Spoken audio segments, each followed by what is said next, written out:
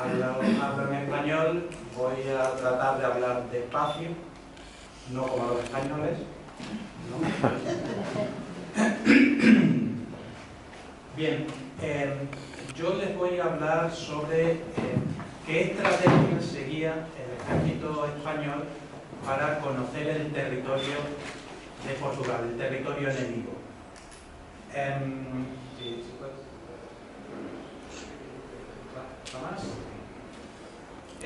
Esta guerra de secesión, de restauración, de aclamación, es una guerra fundamentalmente de desgaste, salvo algunas pequeñas o algunas grandes batallas.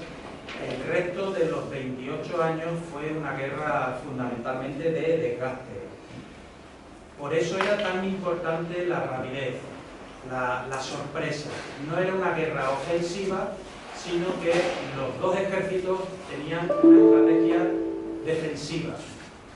Se hacían simplemente constantes incursiones, ¿no? Se hacían constantes incursiones y, por tanto, eso se hacía para abastecerse y para debilitar al enemigo. Es una estrategia que utilizan los dos bandos, tanto los españoles como los portugueses.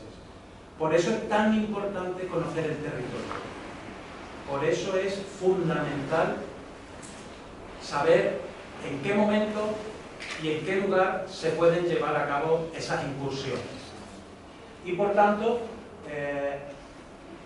lo que se monta realmente es un sistema de información. Aunque parezca un concepto muy moderno, la gestión de la información, la gestión del conocimiento, lo que se hacía, tanto en el bando español como en el bando portugués, no era otra cosa que un sistema de información, que ahora vamos a ver. ¿Más? Bien, ¿qué es lo que se necesitaba conocer? Pues en primer lugar, por supuesto, las fortificaciones. Las fortificaciones son las que delimitan la frontera. No hay una frontera, no hay una raya física, sino que son muchas veces las propias fortificaciones las que van conformando esa frontera. También era fundamental conocer el espacio geográfico, dónde estaban esas fortificaciones. Este es un plano también parecido al que se ha puesto antes, en el que, pero desde el punto de vista español. Tenemos ahí a Gelbes, que es el nombre español de Elvas, y es fundamental conocer este espacio geográfico porque condiciona mucho la logística, cómo se suministran a los ejércitos o a las incursiones que se están realizando. Por otra parte, también es necesario tener muy en cuenta, pasamos, el clima. El clima, como ya se ha dicho y como se ha estudiado en numerosas ocasiones, condiciona todo. Algún autor ha dicho que el comandante en jefe de esta batalla, perdón, de esta guerra por ambos ejércitos era el clima, era el comandante en jefe. ¿Por qué? Pues aquí tienen algunos ejemplos extraídos de planos españoles, en el que dice, por ejemplo, en la leyenda, un esguazo o vado, un pasaje de un río sobre el río Guadiana desde el mes de abril hasta octubre, llamado el Vado del Moro. Es fundamental en qué momento se puede cruzar el río, los ríos, y sobre todo también qué puede pasar por ese vado. Puede pasar caballería, puede pasar infantería, puede pasar artillería, todos, unos sí y unos no. Y por último, y relacionado también con la artillería, fundamentalmente es necesario conocer los caminos que atraviesan todo el territorio para poder hacer una incursión rápida. Bien, como les he dicho, lo que se acaba estructurando no deja de ser un sistema de información. Para conocer todos estos aspectos, la geografía, los caminos, el clima, era necesario un sistema de recogida de datos y también de análisis de la información. Los datos en sí no sirven de nada. Un dato, hay un río a la salida de Badajoz, es un dato que no sirve para nada, si no se analiza, si no se pone en relación con otros datos. Estos datos son ríos, puentes, vados, montañas, caminos, todo eso son datos aislados. Todos esos datos hay que recopilar. Ahora vamos a ver cómo se recopilaban esos datos. Esos datos, una vez que son elaborados, normalmente por ingenieros militares, en forma de planos, se transforman en información. Es decir, por poner un ejemplo, un dato es que a la salida de Badajoz hay un río. Hay algo menos de una legua y hay otro río que se llama el río Caya. Después hay un terreno más o menos llano, con alguna elevación pequeña, y a unas 4 leguas, 3-4 leguas, está la ciudad de Elvas. Esos son datos.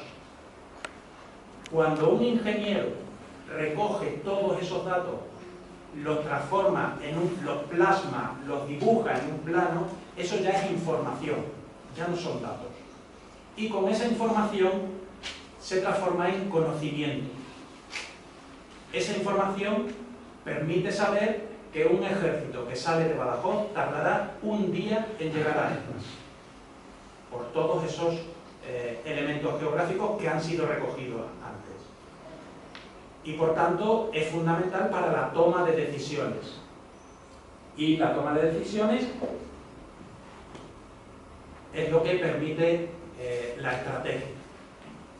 Bien, vamos a ver cómo conseguir esos datos, que es el núcleo fundamental de esta intervención.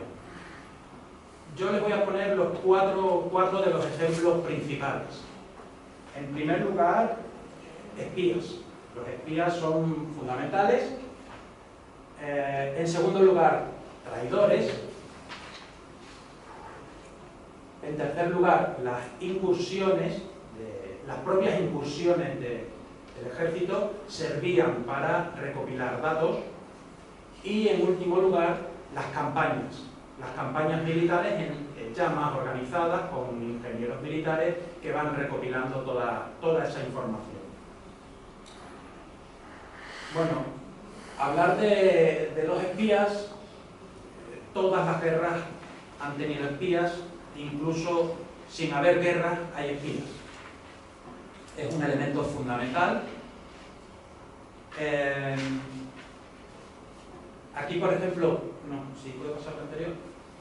Esta es una representación de la época, una representación alegórica de un espía.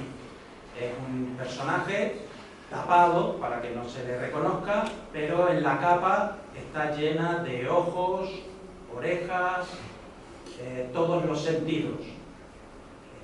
Tiene todos los sentidos alerta, con alas en los pies para poder moverse sin ser visto, y con una linterna también que va alumbrando.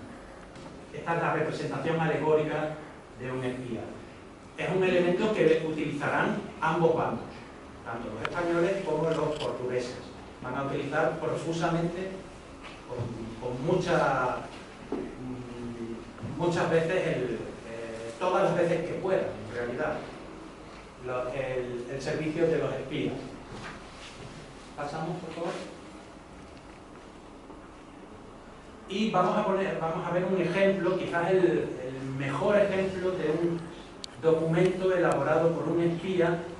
En este caso era un espía italiano al servicio de la corona española, que dibuja este plano de Lisboa. de los alrededores de Lisboa, no solamente de Lisboa, si lees, otra vez, una más. Aquí tienen el título, en Lisboa, 1662 a 4 de febrero. Verdadera relación del puerto de Lisboa y las fortificaciones modernas que aún no están acabadas, no están terminadas. Era fundamental para la corona española tener conocimiento de todos los alrededores de Lisboa, aunque durante 60 años han pertenecido a la misma corona. Hay que saber cómo ha cambiado eso desde 1640 a 1660. En esos 20 años, ¿qué ha cambiado? Porque cualquier estrategia española de conquista de Portugal pasaba, por un lado, por una invasión terrestre, normalmente desde Badajoz, era la base principal, pero necesita un apoyo marítimo. Sin un apoyo marítimo no es posible tomar Lisboa.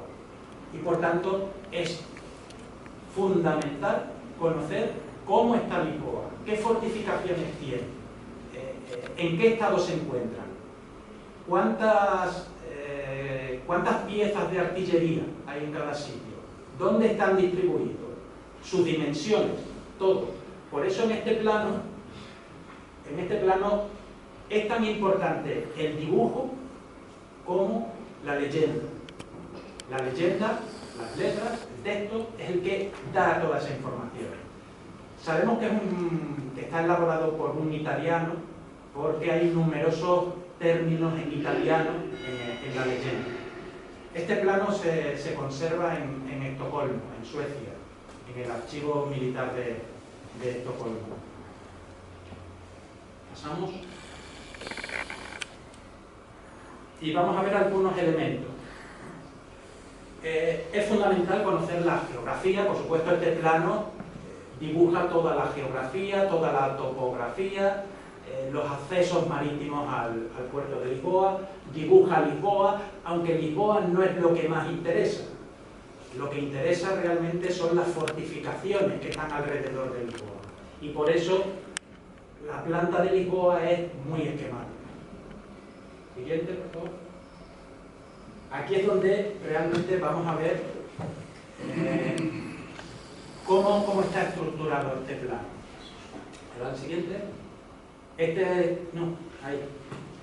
es la parte del fuerte de São Julião da Barra, en español San Jean o San Juan, pero no sé si pueden leer el texto, pero por ejemplo del 24, que es el fuerte real de San Juan, está fundado de arriba de piedras en el mar y tiene de largo 230 pasos y de ancho 60, tachado, y de redondo, de perímetro 360.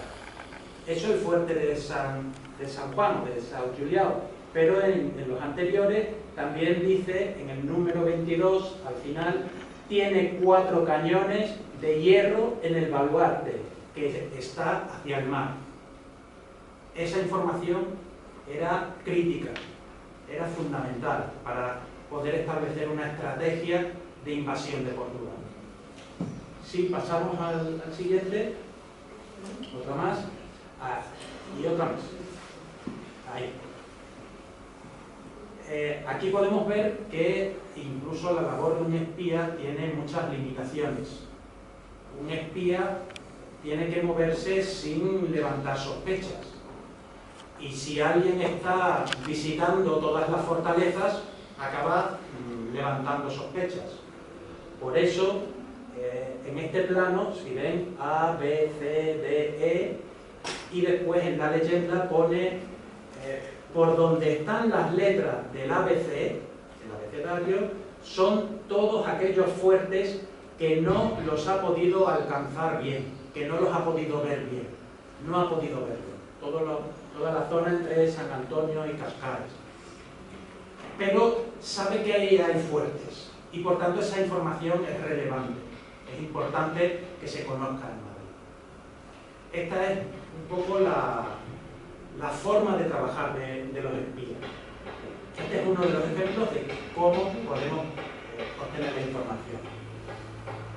Vamos al segundo caso, los traidores o renegados. Es también una figura que se utiliza mucho por ambos bandos. Hay más militares que pasan del bando portugués al español que del español al portugués. Eso es cierto. Pero en cualquier caso, cualquier militar portugués que pasara al servicio español progresaba 2 grados. Y por tanto era un premio importante. Los fundamentales, ¿quiénes eran los más codiciados, los más valorados? Los ingenieros militares. Por cuestión lógica.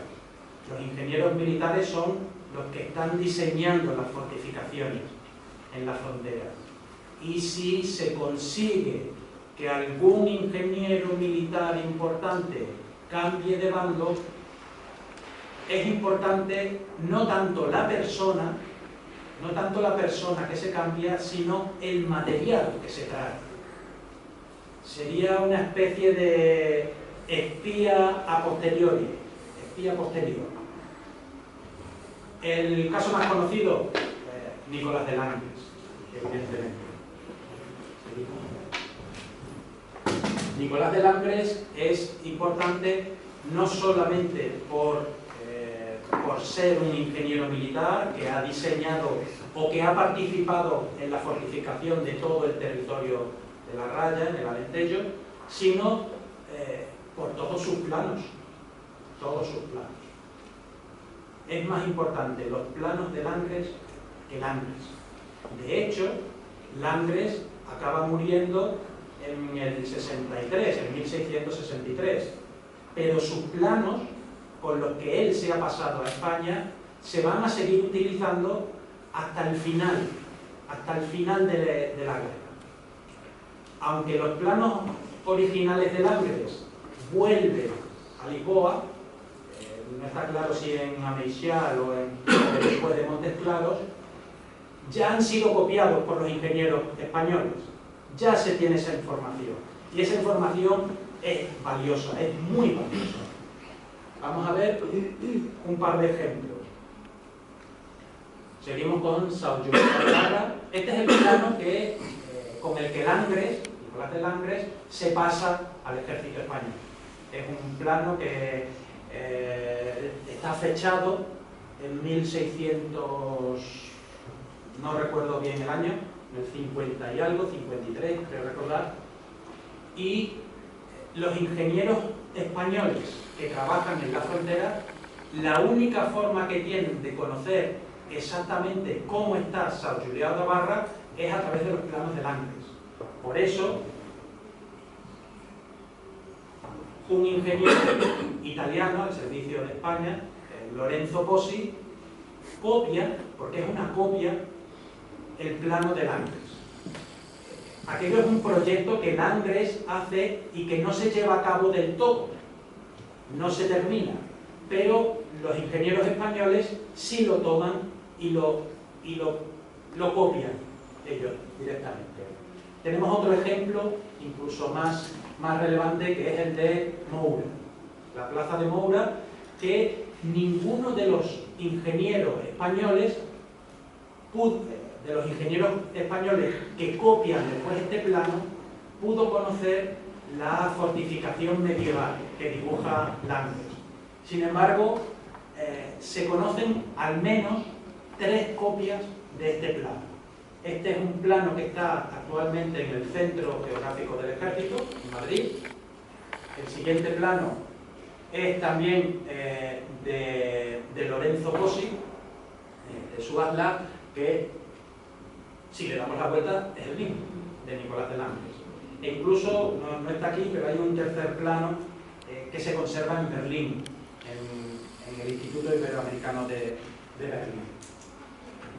Como curiosidad, pues hemos localizado un plano de Montserrat que no está ni en los papeles, no están los papeles de Langres, pero casi con total seguridad tuvo que venir de Langres.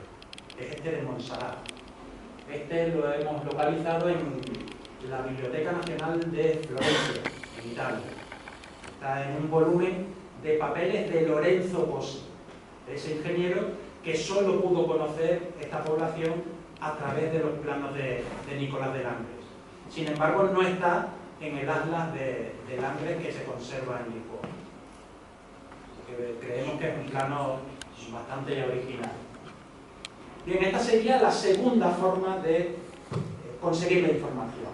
En tercer lugar, tenemos los informes que se realizan en las incursiones, en las galopadas rápidas que se hacen. Según el matemático Fiamelli, el italiano Fiamelli, en su obra El príncipe cristiano guerrero, de 1603, un ingeniero militar que acompañe estas incursiones debe anotar todo lo referente a los lugares por los que pasa para informar al capitán general no solo del país en el que va a guerrear, sino también de todo el viaje, haciendo dibujos con las distancias de los lugares por los que irán las vituallas y artillería, por dónde puede ser enfrentado por el enemigo, debe informar de los ríos, debe informar un sistema de información, recopilar datos para después analizarlos y tomar decisiones.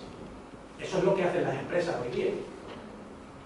Cualquier gran empresa, desde la Coca-Cola hasta la panadería, recopilan información para poder analizarla y tomar decisiones a partir de ellas.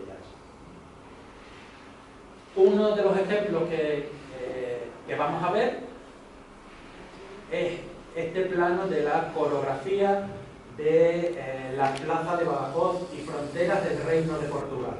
Es un plano que realiza una persona de Madrid, no es un ingeniero que está aquí, sino que se realiza en Madrid a partir de los informes que se envían desde Badajoz. Es un plano, de nuevo, en el que la leyenda, el texto, es tan importante como el dibujo. El texto ocupa casi más espacio incluso que el dibujo. Y representa toda la zona fronteriza entre Badajoz y Elvas. Es un plano fechado en 1658 y 1659. Por eso Olivenza está incorporada a la corona española, porque había sido conquistada un año antes, en 1657. Si pasamos, por favor. Este es el título, coreografía y descripción del... ¿Para qué? Bueno, pues aquí tienen, por ejemplo, todas, o la mayoría de las atalayas pueden ir viendo que rodea. Pero, puesto que hemos dicho que esto era fue sobre todo una guerra de incursiones destinada a hacerse de provisiones y de robárselas al enemigo, una de las partes más importantes de este plano es precisamente la siguiente imagen, ¿dónde hay ganado? La potada que abunda de ganados. Esa es la información fundamental. Eso es lo que quieren saber, tanto en Badajoz como en Madrid. Quieren saber dónde están las atalayas de Elvas para poder acceder a todo el ganado que tiene todas estas poblaciones. Quieren saber por dónde se puede atravesar el Guadiana para hacer incursiones para robar todo este ganado. Ese es el sentido de que también se conserva este plano en el archivo militar de Estocolmo, en Suecia. Bien, y vamos a pasar por último al último de los casos, que son las campañas, en las que los ingenieros militares que acompañan al ejército levantan planos para poder planificar, ya sea el ataque o la defensa. Cuando el ejército español conquista Arronches, con don Juan José de Austria, lo primero que se hace es discutir si se tiran las murallas de Arronches o si se conservan. Y por tanto, para tomar una decisión, hace falta ver en qué situación está, qué proyectos hay. Pues todo ese trabajo es el que hacen los ingenieros militares. En esta época, en esta parte final de la guerra, están en Badajoz un grupo de ingenieros militares italianos. Lorenzo Pozzi, Ambrosio Borsano, Marco Alessandro del Borro, Jerónimo Rinaldi, Ventura de Tarragona. Es un grupo de ingenieros italianos que llegan a la frontera hacia 1663-65, al final de la guerra, y que van a ir levantando planos. Este, por ejemplo, es de Elbas, de Lorenzo Pozzi. Este está en Viena. Ahí seguimos. Este es de Villaviciosa, un plano preparativo para el asedio de 1665. El siguiente es de Portalegre y el siguiente es de Juromén. Son planos que son necesarios para tomar decisiones sobre todas estas campañas y sobre todos estos elementos. Vamos a ver un caso, al igual que en las otras ocasiones, que es el caso de Lorenzo Pozzi y Campomayor. Y vamos a ver cómo trabajaba Lorenzo Pozzi. Lo normal es que cuando un ingeniero estaba en campaña, pues estaba con el ejército, lo primero que hiciera es un esquema rápido, al natural, en lápiz, a plumilla, pero muy esquemático. Por ejemplo, este dibujo de Campomayor, que acabamos de localizar también en Florencia, y también realiza un plano muy esquemático, simplemente el contorno de la ciudad con los elementos más importantes. Una vez que vuelven de la campaña, ya en Badajoz o en donde estuviera, estos ingenieros, y en concreto Lorenzo Pozzi, coge estos apuntes del natural y ya elabora planos más detallados.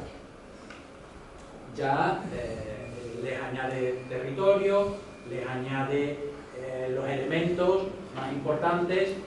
Este, por ejemplo, está también en Viena, la Biblioteca Nacional de Viena, y el siguiente, este está en Campomayor.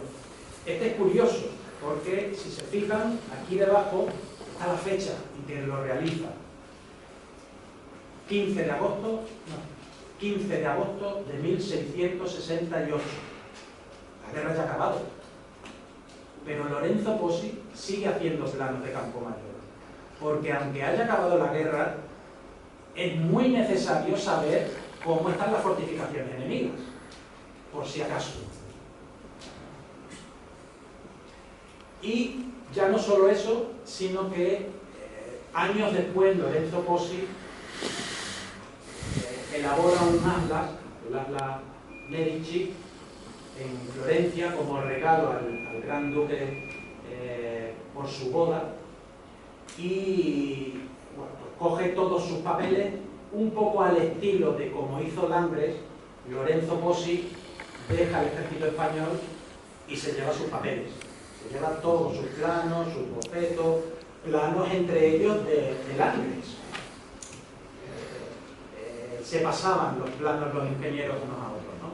Y elabora un atlas en el que entre las láminas que dibuja, pues están tanto el plano como la vista, del que hemos visto el primer esbozo que él hizo años antes en Campomayor. Bien, estas eran las 4 formas principales de obtener toda esa información necesaria para pasarla al Consejo de Guerra y que se pudieran tomar decisiones. Los espías, los traidores, los informes de las incursiones y los planos de los ingenieros militares. Y por mi parte, nada más. Muchísimas gracias por todo.